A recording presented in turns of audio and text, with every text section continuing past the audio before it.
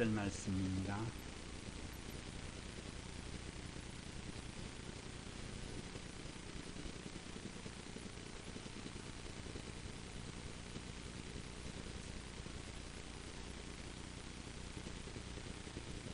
제가 봉독하겠습니다. 고린도전서 10장 31절. 그런즉 너희가 먹든지 마시든지 무엇을 하든지 다 하나님의 영광을 위하여 하라. 예, 그리고 골로새서 3장 23절 말씀도 제가 한번 읽겠습니다. 골로새서 3장 23절입니다. 무슨 일을 하든지 마음을 다하여 주께 하듯 하고 사람에게 하듯 하지 말라. 거기 바로 위에 3장 17절 말씀도 제가 읽겠습니다. 또 무엇을 하든지 말에나 일에나 다 주 예수의 이름으로 하고 그를 힘입어 하나님 아버지께 감사하라. 아멘. 잠깐 기도하겠습니다. 하나님 아버지, 오늘 소요리 문답 제1문 사람의 제일 되는 목적이 무엇이냐고 묻는 이 질문에 답하고자 합니다. 우리가 서로 공부하는 가운데 주의 성령께서 깨닫게 해주시고 정말 나의 목적이 무엇이며 하나님께서 나를 지으신 의도가 무엇인가를 발견할 수 있는 시간 되게 주옵소서. 성령님을 의지하옵고 예수님 이름으로 기도하였사옵나이다. 아멘. 계절이 이렇게 이제 바뀌면서 참 죽었던 나무 같은 그 벚나무에서 벚꽃이 피더니 그게 또 지고 나니까 연산홍이니까 그렇게 또 피어서 야, 이렇게 백만송이를 갖다가 우리 하나님이 이렇게 우리에게 이렇게 선물하는 것을 보게 되면서 참 너무 감사하다. 하나님의 이 따뜻한 기온이 이렇게 죽었던 것 같은 나무에게서 또 새싹이 돋고 그 다음에 거기에서 또 꽃이 피는 것을 보면서 아, 저것이 하나님께 영광 돌리는 것이겠구나 생각을 하게 됐습니다. 예사롭게 보이지가 않더군요. 특별히 사람들이 크게 은혜를 받았다 이럴 때에 자기가 하나님을 만나고 밖으로 나와 보니까 저 나뭇잎들이 하나님을 송축하고 영광 돌리는 것으로 보였다 이렇게 이제 하는 이야기를 참 많이 들었던 것 같습니다. 우리도 오늘 이제 소요리 문답으로 이제 시작하는데요. 웨스트민스터 신유에서 이렇게 유래돼 가지고 우리 장로교의 교리라고 할 수 있습니다. 왜 여러분 가끔 가톨릭에 다니는 이런 분들 보면은 목요일 날 어디 갑니까? 그러면 교리 공부하러 갑니다. 그러죠. 무슨 책 하나 들고 그 가톨릭 교리가 있습니다. 그 교리에 보게 되면요, 10계명 중에서 2계명이 없습니다. 우리가 생각하는 우상을 섬기지 말라, 우상을 만들지 말라죠. 그 계명이 삭제되어 있어요. 그리고 그 밑에 계명이 쭉 위로 올라오면서 마지막 계명에서는 내 이웃의 집을 탐하지 말라, 그 다음에 이제 내 이웃의 아내를 탐하지 말라, 이렇게 해서 10계명으로 이렇게 엮어놨어요. 그러니까는 그 2계명을 빼버리고 그 다음에 또 한 가지는 교황을 마치 성경 위에 두어버리는 거죠. 오히려 성경보다 교황의 말이 더 권위를 높이는 그것이 이제 가톨릭에 크게 우리가 구별하자면, 그래서 가톨릭은 어떤 면으로는 우리와 비슷한 종교 아닙니까? 아니요, 전혀 다른 종교입니다. 마치 불교와 같이요. 그들은 이렇게 하니까 여러분들이 그런 것을 분별하고, 우리가 과연 그러면은 소요리 문답에서 우리 장로교의 교리의 첫 질문이 사람의 제일 되는 목적이 무엇이뇨 이렇게 나옵니다. 사람의 제일 되는 목적, 우리의 제일 되는 목적이 무엇이냐 물으면은 사람의 제일 되는 목적은 하나님을 영화롭게 하는 것과 영원토록 그를 즐거워하는 것이다 이렇게 나와 있습니다. 하나님을 영화롭게 하는 것, 하나님을 영화롭게 하는 것 조금 어렵습니까? 하나님을 영광되게 하는 것, 그리고 하나님의 영광을 위하여 사는 것, 이렇게 하면 우리가 좀 더 쉽게 접근이 되네요. 무엇을 하든지 하나님의 영광을 위하여 하라. 말에나 일에나, 그리고 오늘 우리가 읽었던 것처럼 무슨 일을 하든지 마음을 다하여 주께 하듯 하라, 사람에게 하듯 하지 말라. 이게 어쩌면 우리 장로교의 첫째 되는, 그래서 네가 어디에 있든지 무엇을 하든지 하나님을 생각하고 하나님의 마음이 어떠한가, 하나님께 영광이 되겠는가 안 되겠는가를 생각하고 선택하고 결정해라, 이렇게 이제 말할 수 있겠죠. 우리 지난주 금요일 날 금요 기도회 때도 우리 목사님께서 말씀해 주셨는데, 투표를 선택할 때도 하나님을 생각함으로 하라 이거죠. 그러면은 어디를 찍든지 그것은 괜찮죠. 그러나 우리가 하나님을 생각한다는 것, 그러면서 무슨 행위를 하든지 말에나 일에나 이렇게 주 예수 이름으로 하고 그를 힘입어 하나님 아버지께 영광을 돌린다면 그것은 하나님의 목적대로 우리가 살고 있는 것이라 할 수 있겠죠. 그러려면 우리가 하나님의 영광을 위하여 산다, 하나님의 영광을 영화롭게 해드리기를 원한다, 이럴 때에는 어떻게 해야 하나님을 영화롭게 해드릴 수 있을까요? 아이, 하나님, 그러면 나는 뭡니까? 하나님만 영화롭게 해드리고 나는 뭐 물입니까? 이렇게 말할 수 있는데, 그래요. 하나님을 영화롭게 해드리고 하나님을 영광되게 한다면 그것이 우리 인생의 가장 좋은 것이라는 거죠. 우리에게 가장 복된 것이라는 것입니다. 그래서 우리 하나님과 나의 그 삶의 이 영역이, 연관성이 어쩌면 나의 삶의 목적이 하나님의 영광을 드러내고 영화롭게 하는 것, 그렇다면 그것은 하나님의 은혜로 사는 것입니다. 그래서 그렇게 하기 위해서는 어쩌면 우리는 내 안에 있는 내 자아라는 것을 어쩌면 자아가 죽어야 하나님께 영화롭게 할 수 있고 영광 돌릴 수가 있는 것 같아요. 우리에게 하나님께 영광을 돌리는 제일 큰 방해 요소가 어찌 보면 우리 안에 있는 또 다른 나의 자아라고도 할 수 있겠죠. 그런 것이 이제 십자가에 처리되고 나면은 그때는 내가 아니라 하나님께서, 내가 아닌 하나님으로 살게 되는 것이니까 자연적으로 하나님께 영광을 돌릴 수가 있는 것입니다. 그러므로 하나님을 영화롭게 하는데 가장 방해 요소는 어쩌면 나 자신인지도 모르죠. 하나님께서 천지를 창조하시고 에덴 동산을 만드시고 거기에 이제 아담 하와에게 이렇게 살게 해주시면서 그들에게 한 명령이 무엇입니까?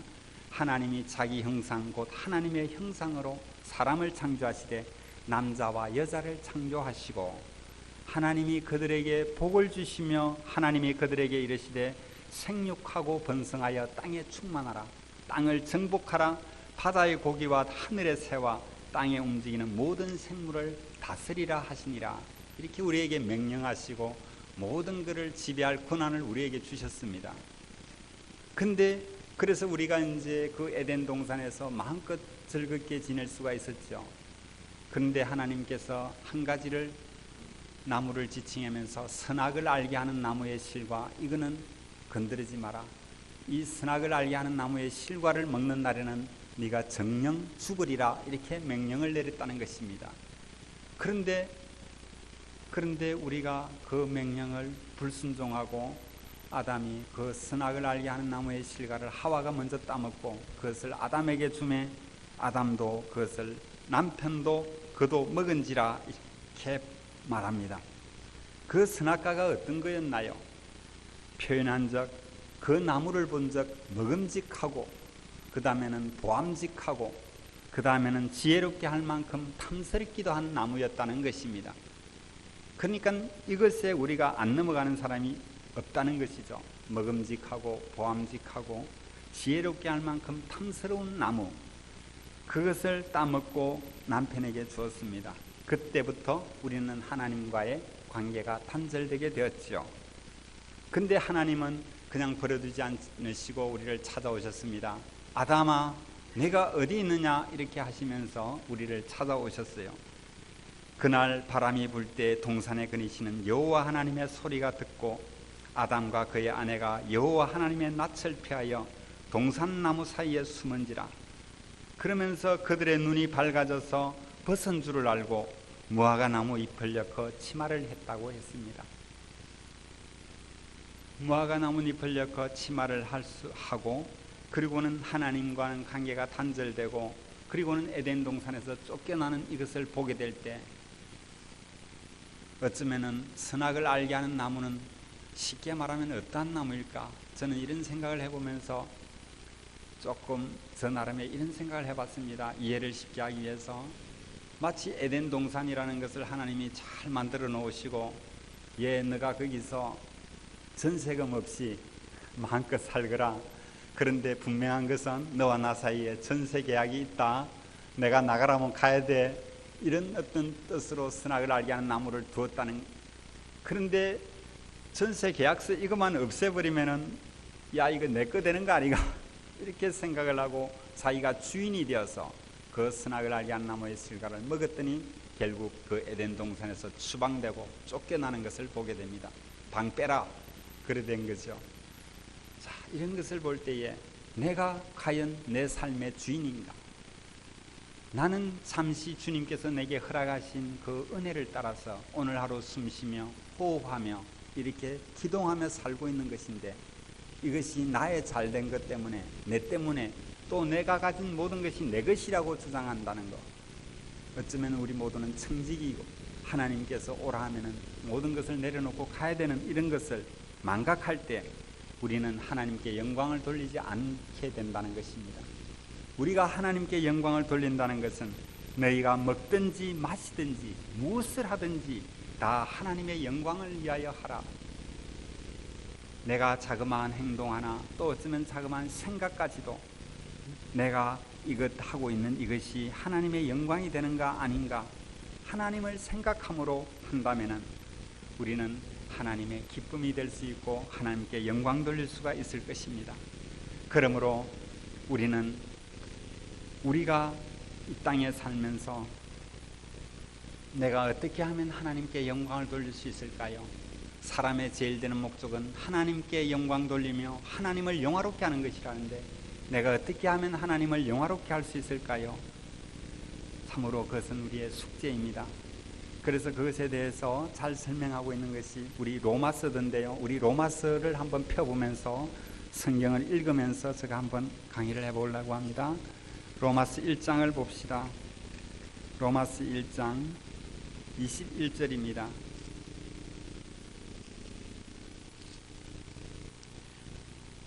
제가 한번 읽겠습니다. 로마서 1장 21절.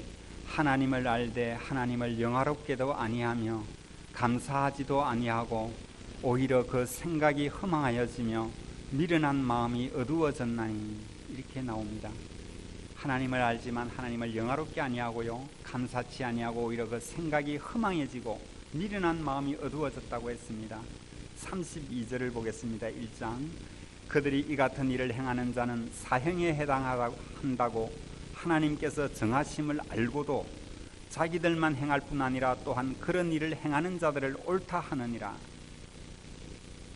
이 같은 일을 행하는 자는 사형에 해당한다는 거 하나님께서 정한 것을 우리가 안다는 것입니다. 그럼에도 불구하고 자기들만 행할 뿐 아니라 또한 그런 일을 행하는 자를 옳다 하는 이것으로 시작됩니다. 그리고는 하나님의 영광을 버리고 로마서 3장 10절을 보겠습니다. 그 결과 3장 10절입니다. 기록된 바 의인은 없나니 하나도 없으며 깨닫는 자도 없고 하나님을 찾는 자도 없고 다 치우쳐 함께 무익하게 되고 선을 행하는 자는 없나니 하나도 없도다. 그들의 목구멍은 열린 무덤이요 그 혀로는 속임을 일삼으며 그 입술에는 독사의 독이 있고 그 입에는 저주와 악독이 가득하고 그 발은 피 흘리는 데 빠른지라. 파멸과 고생이 그 길에 있어 평강의 길을 알지 못하였고 그들의 눈앞에 하나님을 두려워함이 없느니라. 함과 같으니라. 그들의 눈앞에 하나님을 두려워함이 없다는 것입니다. 그리고는 입에는 저주와 악독, 발에는 피 흘리는 데 빠르고 목구멍은 열린 무덤이고 혀로는 속임을 일삼고 입술에는 독사의 독이 있는, 이것이 이제 우리 죄인의 모습입니다. 하나님을 영광을 버린 사람들. 그래서 로마서 그러한 우리의 인생을 향하여서 하나님께서 우리가 죄인 되었을 때에 자기의 사랑을 나타내 보이셨어요. 로마서 5장 8절입니다. 로마서 5장 8절 우리 같이 한번 읽겠습니다. 우리가 아직 죄인 되었을 때에 그리스도께서 우리를 위하여 죽으심으로 하나님께서 우리에 대한 자기의 사랑을 확정하셨느니라. 우리가 아직 죄인 되었을 때에 그리스도께서 우리를 위하여 죽으심으로 하나님께서 우리에 대한 자기의 사랑을 확증해 주셨습니다. 그러므로 이것에 대해서 5장 19절에는 이렇게 표현합니다. 19절 같이 한번 읽어볼까요? 한 사람이 순종하지 아니함으로 많은 사람이 죄인 된 것 같이 한 사람의 순종하심으로 많은 사람이 의인이 되리라. 아멘. 첫 아담은 선악과를 먹음으로 말미암아 범죄하였고 그로 말미암아 우리 모두에게 죄가 전가되었고 그 후손들은 다 죄인이 될 수밖에 없었습니다. 그런데 마지막 아담 한 사람의 순종함으로 말미암아 그 예수 그리스도가 순종하심으로 많은 사람의 의인이 되리라 이렇게 말씀하고 있는 것을 보게 됩니다. 그리고는 로마서 6장 6절을 한번 볼까요? 로마서 6장 6절입니다. 우리가 알거니와 우리의 옛사람이 예수와 함께 십자가에 못 박힌 것은 죄의 몸이 죽어 다시는 우리가 죄에게 종노릇하지 아니하려 함이니 우리가 알거니와 우리 옛사람이 예수와 함께 십자가에 못 박힌 것은 죄의 몸이 죽어서 다시는 우리가 죄에게 종노릇하지 아니하려 함이니 이 말씀을 우리 로마서 강해를 통해서 여러분들은 계속 듣고 있습니다. 너무나 소중하고 참으로 우리에게 죄의 몸이 죽어서 우리가 죄에게 종노릇만 하지 않는다면 얼마나 하나님이 영광을 받으시겠습니까? 그런데 여전히 죄의 몸이 이끄는 대로 끌려갈 수밖에 없는 우리가 왜 그런가요? 왜 우리는 죄의 종이 되어서 죄에게 끌려갈 수밖에 없나요? 우리가 죄에게 종노릇하지 아니하려고 하나님께서는 우리를 건지시려고 했는데 그래서 이러한 것을 볼 때에 우리 목사님께서 지난주에 여러분들 그 설교 3부 설교를 또 듣고 그 앞에 것도 한번 들어보십시오. 참으로 우리가 죄의 몸이 매라고 내가 십자가로 다시 한번 의의 몸이 되어서 내가 그 힘으로 말미암아 그 능력으로 그 힘으로 산다는 것 이것을 증거하고 있는 것을 보게 됩니다. 로마서 6장 13절을 보십시오. 또한 너희 지체를 불의의 무기로 죄에게 내주지 말고 오직 너희 자신을 죽은 자 가운데서 다시 살아난 자 같이 하나님께 드리며 너희 지체를 의의 무기로 하나님께 드리라. 할렐루야.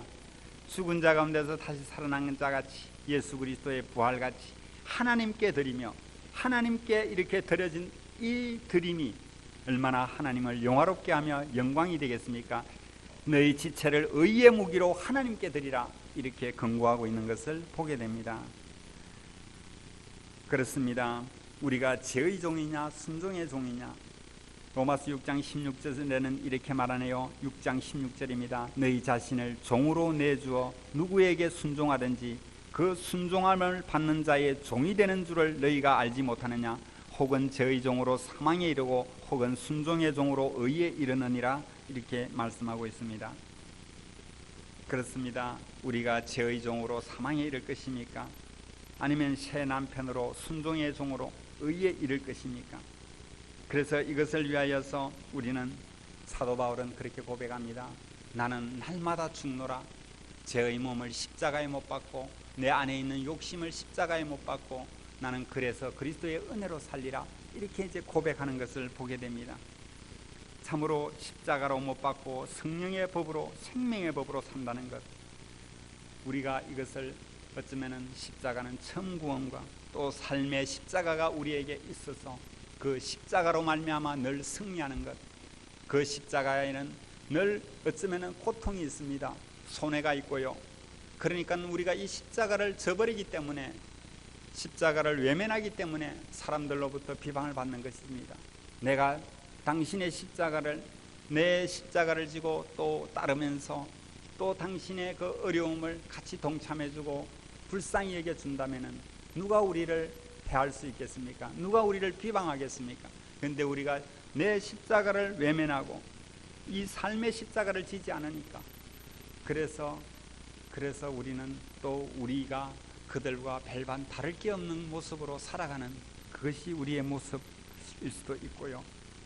하나님께서는 시편 50편 23절에 이렇게 말하고 있습니다. 감사로 제사를 드리는 자가 하나님을 영화롭게 하나니 그의 행위를 옳게 하는 자에게 내가 하나님의 구원을 보이리라.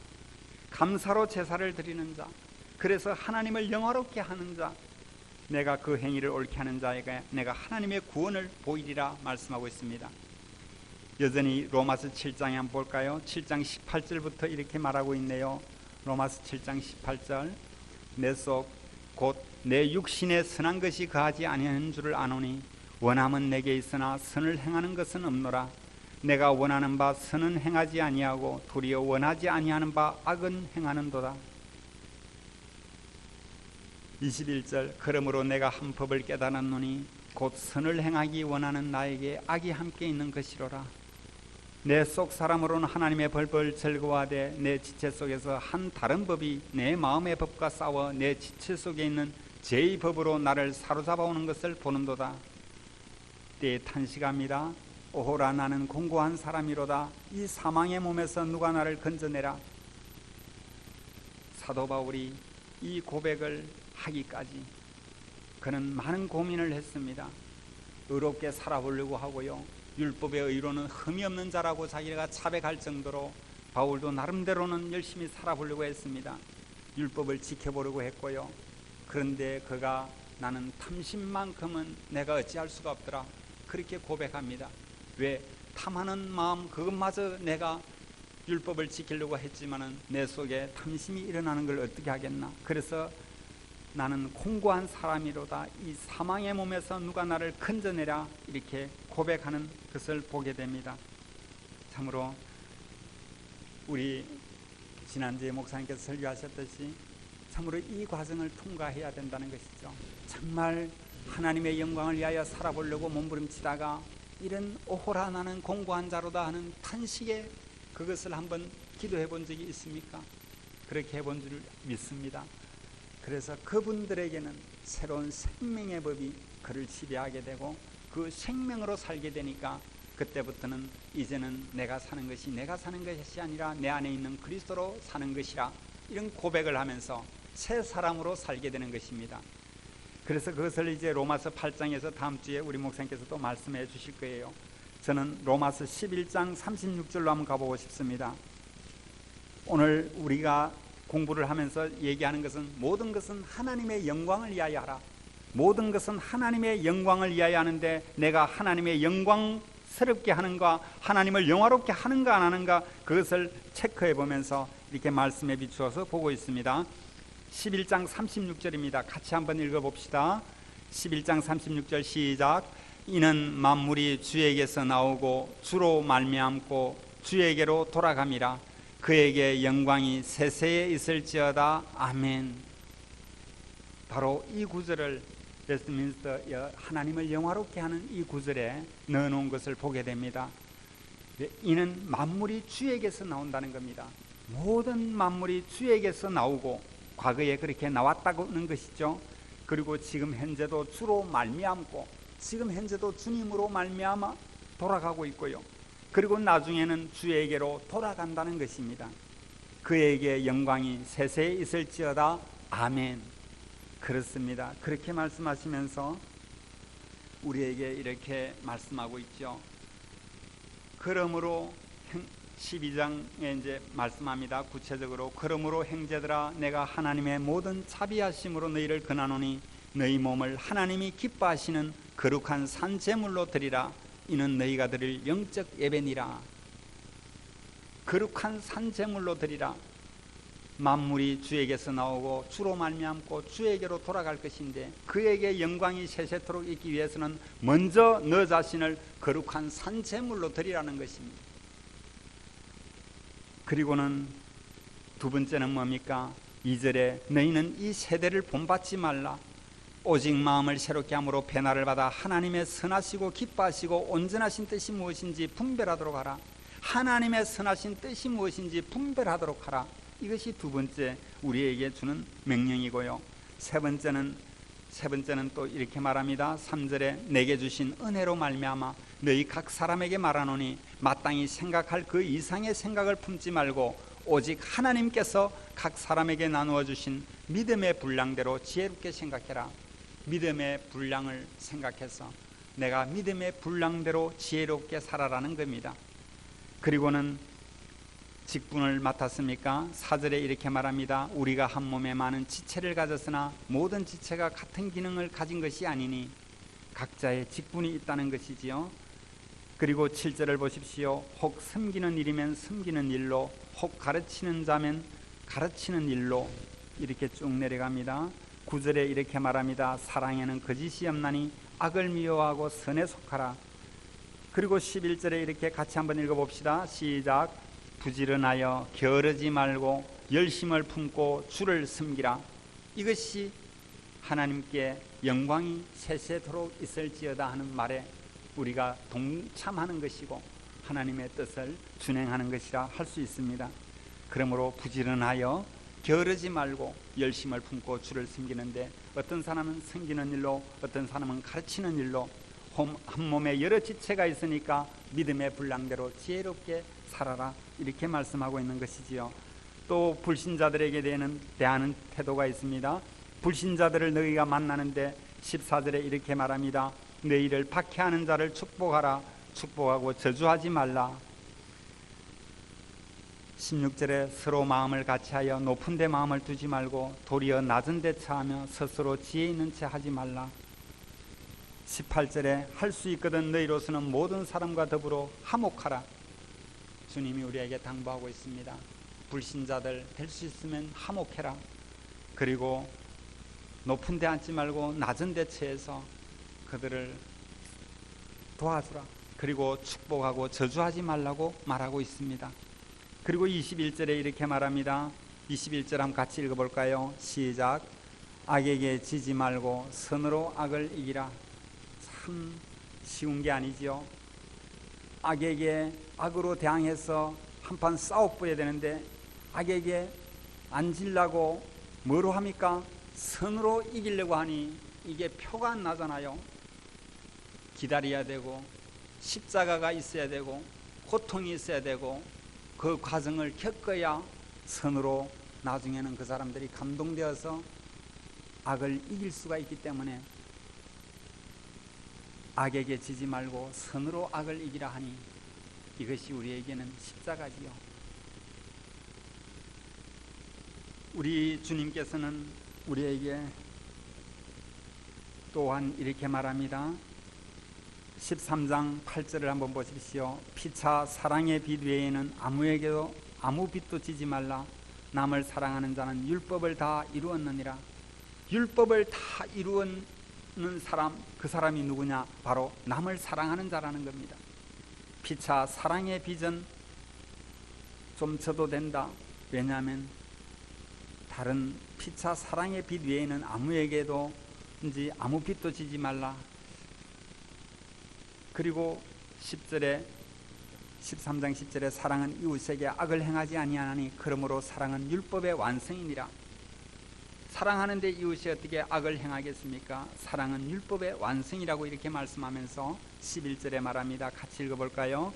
또한 너희가 이 시기를 알거니와 자다가 깰 때가 벌써 되었으니 이는 이제 우리의 구원이 처음 믿을 때보다 가까웠음이라.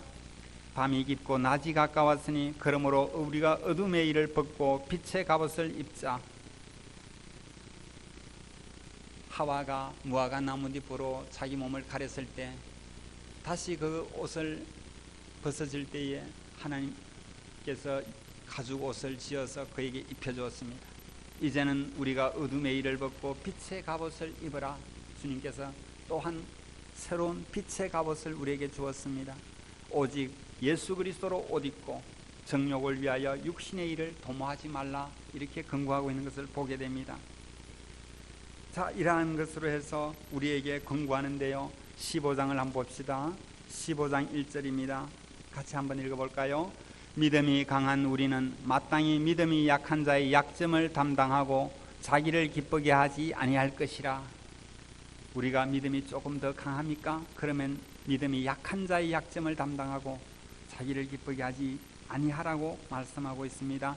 15장 7절에 그러므로 그리스도께서 우리를 받아 하나님께 영광을 돌리심 같이 너희도 서로 받으라. 15장 7절 말씀이지요. 그리스도께서 우리를 받아 하나님께 영광을 돌리심 같이, 하나님께 영광을 돌리심 같이 너희도 서로 하나님께 영광을 돌리는 그것은 서로 받는 것입니다.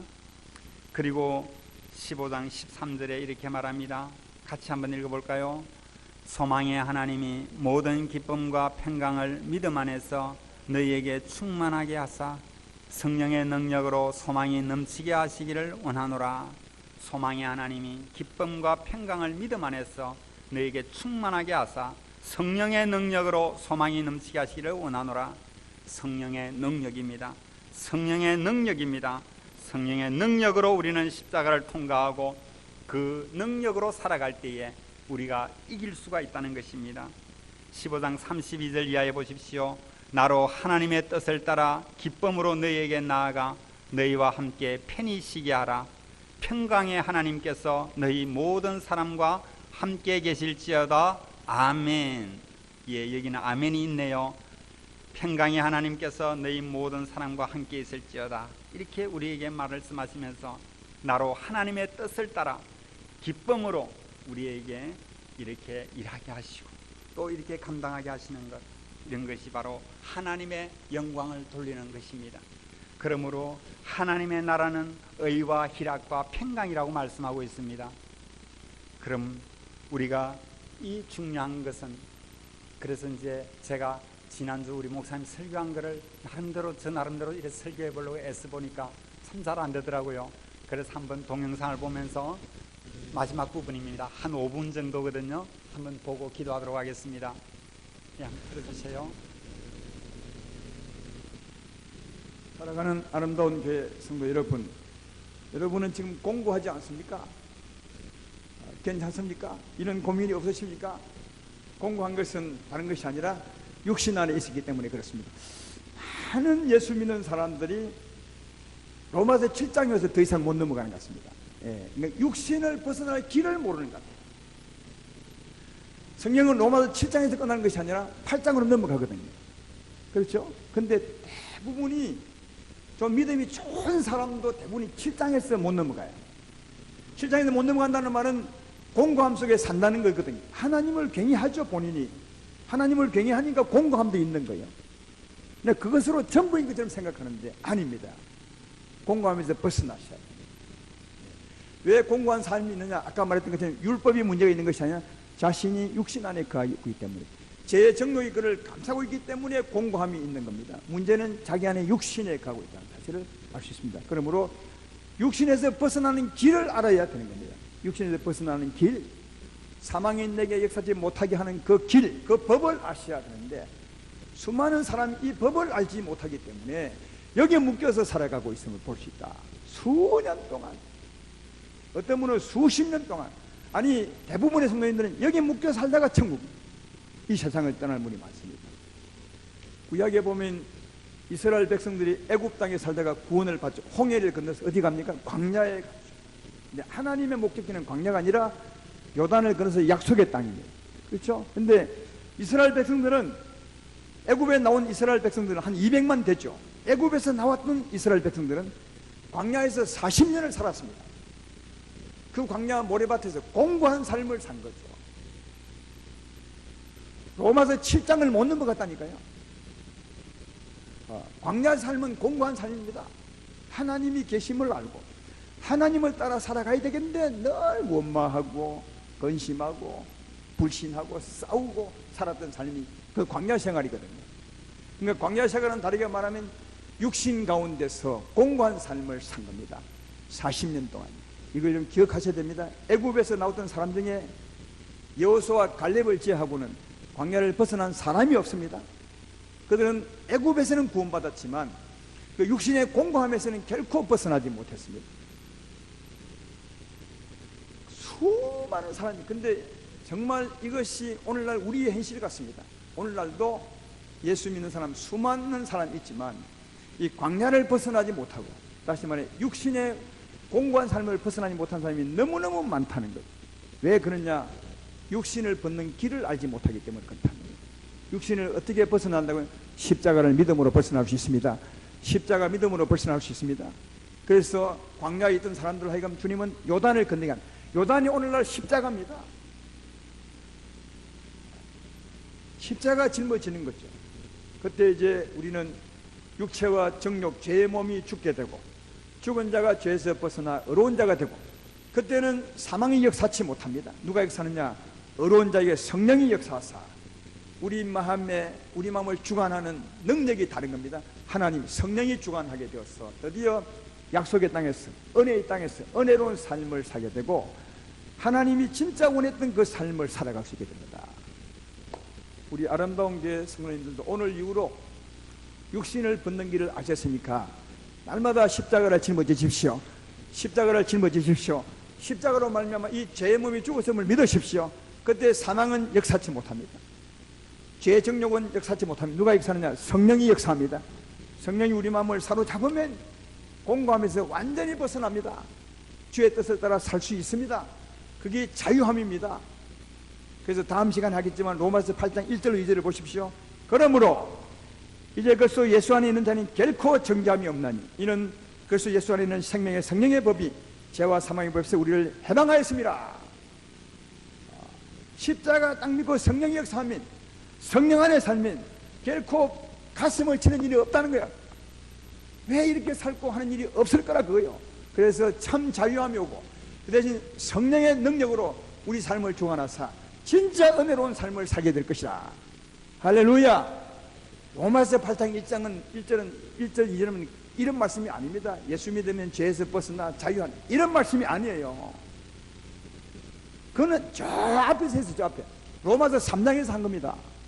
이런 그런 말씀이 아니다. 하나님을 경외하는 사람들이 진짜 경외함으로 사는데 삶의 공감에 부딪힌 겁니다. 육신의 정욕 때문에 그 고민에서 벗어나는 삶을 말하는 겁니다. 수준이 굉장히 높은 겁니다. 마지막 관문입니다. 따라서 우리 예수 믿는 사람들을 마지막으로 공곡케 하는 것이 육신의 정욕 때문에, 다시 말해 육신 안에 있기 때문에 그렇다는 것을 알 수 있습니다. 육신을 벗어나는 것은 너무너무 간단합니다. 십자가 믿으면 됩니다. 십자가를 믿으십시오. 바울처럼 날마다 십자가 짊어지고 죽으십시오. 나는 날마다 죽노라. 이 말은 진짜 죽는 것이 아니라 참은 것이 아니라 십자가 짊어진 겁니다. 주님의 십자가로 이 죄의 몸이 죽었습니다. 믿을 때 그 안에 뒤에 있는 보이는 영적 기류가 흐릅니다. 사망은 역사치 못하고 성령이 역사합니다. 성령이 역사해서 우리 마음을 잡으면 우리는 참 자유함이 있습니다. 이게 진짜 예수 믿는 사람의 삶이에요. 이런 삶이 있어서 영혼도 자유하고 몸도 자유하고 아마 이쯤 되면 이 몸의 병도 확 떠나가 버리고요. 진짜 자유함이 옵니다.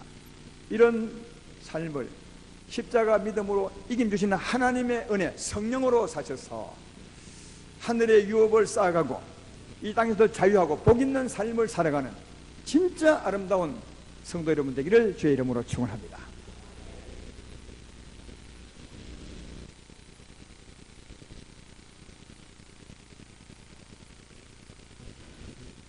이제 우리도 참으로 요단강을